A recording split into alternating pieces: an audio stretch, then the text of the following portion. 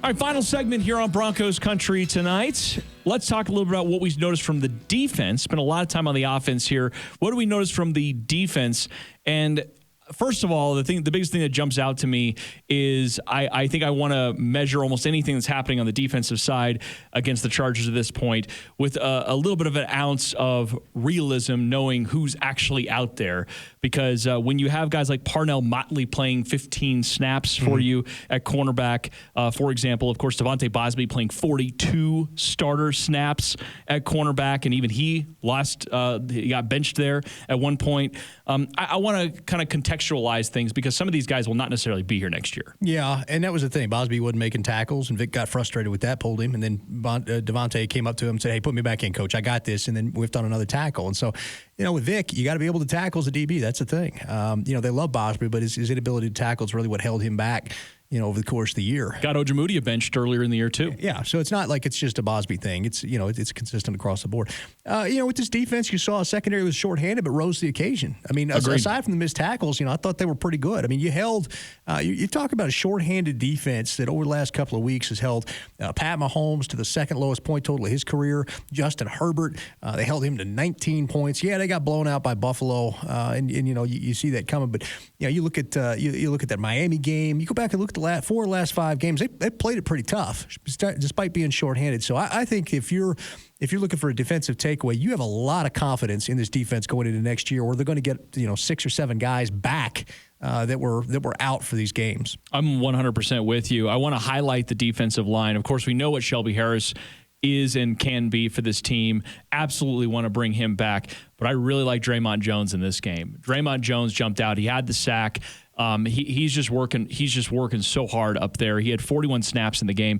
And I tell you what, man, we expected Dre'Mont Jones to take a little bit of a step forward this year. He got banged up early on in the year, but he's had to take on a bigger role because they've had just so much injury there. Look, it's not always perfect, right? But he had his best game, in my opinion, since last year. Like, he really, really stepped up for this team, especially without Bradley Chubb out there on the pass rush. They needed more interior pressure, and I thought with him on the field, they got it. Yeah, I think the thing that's – and I'm not saying that he makes Jarrell Casey expendable, but I think it gives you confidence that if you want to let Jarrell Casey go ahead and go and put that money elsewhere, for instance, Shelby Harris, I think you can do that. And, the idea that Dre'Mont can't even be better than he has been, to me, you bring Mike Purcell back next year, and Mike's a guy you've got to double team in the middle. He's so strong. You've got to put that guard on him with the center in the middle. That's going to free up a Shelby or free up a Dre'Mont or free up whomever's out there and get them a one-on-one and make them that much better. And so, I think that, again, we talked about getting guys back next year. Loved what Dre'Mont did. I think it gives you confidence in that position, but getting Mike Purcell back next year, I think, is going to make a lot of these guys that much better. No, I'm with you. I'd also bring back Deshaun Williams. I feel like you have to. I feel like he's been really good for this team too. Where are you at with Demarcus Walker? This is an interesting one because I feel like he is valuable to this team, but sometimes he gets just measured to that second round pick. But I mean, at this point, he's 4 years into his career. We almost have to let go of the whole second round thing and just say, what is he right now? I think he's a rotational defensive lineman right now, but he's one that I'd want on my team. I don't know. He's not going to be a high priority guy, right? Because we're talking about, Justin Simmons and, we're talking about Shelby Harris and all these other guys. He's not a high priority guy, but he's a guy that, maybe he tests. If he doesn't find anything, I have no problem whatsoever bringing Demarcus Walker back. I feel like he's done a good job fitting into what they're trying to do. Well, yeah, and where you were you're 4 years into your career. Where you were drafted matters about as much as your college GPA matters to your current job. It doesn't. So at the end of the day, I think you need to look at what he's putting on tape. Is he a guy that can perform when you needed him? If somebody gets hurt, can he be the next man up? Do you believe in him? I think he's shown enough. I think he's shown enough to be a rotational player at the Broncos. You give him a market offer. You see if he takes it. If not, he dabbles his feet, see what's out there. He's he's a guy you'd love to have back, but at the same time, you're not going to go break the bank for him or anything like that. You have a set number, and this is the number. And if you can do better elsewhere, hey, we wish you luck along the way. We appreciate you. Okay, last one here, Josey Jewell. And so with Josey Jewell, he graded out 4th best on the team in Pro Football Focus this last week. And there's certainly things that he does on the field that I really do like. If he had a touch more speed, I think I'd probably be a little happier with him.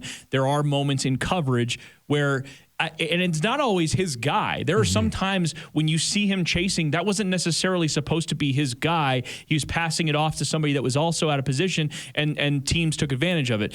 There's a pass to Parham at one point that he was ended up chasing on. It wasn't necessarily his guy, but he ends up chasing. So everybody's like, oh, Josie Jewell doesn't know how to stay with these tight ends. Sometimes it is the case, sometimes it's not. But the point of it is here that he doesn't have the makeup ground either.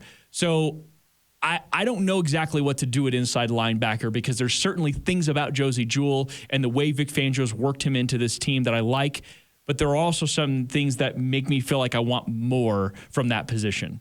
Well, and the Broncos have been looking to upgrade that position for, a couple. They tried to draft Patrick Queen to try to get up to do all that kind of stuff. They brought in Mark Barron, although then he got hurt. They have tried to find ways to replace Josie, and like a bad penny, he just keeps turning up. He's got great football instincts. He's a great run funnel guy. He's a sure tackler. He's got all those other things going on. The fact that he just has that limited athletic profile, just, you wish he was just a little faster, and then he'd be just perfect for the position.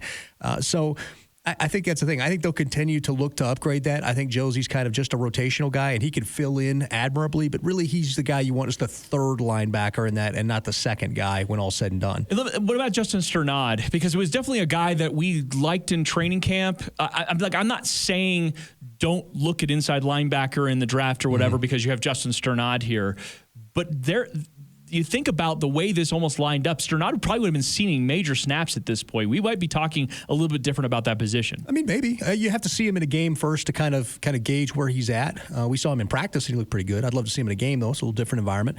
That said, hit the draft. What's the worst thing that happens if you get a great linebacker? You have too many linebackers? That's a great problem I'd love to have. So, I think you continue to address the position, but you try to coach up what you got as well. All right, really well said. That does it for us here on Broncos Country Tonight. For Benjamin Allbright, I'm Ryan Edwards. Thanks for watching.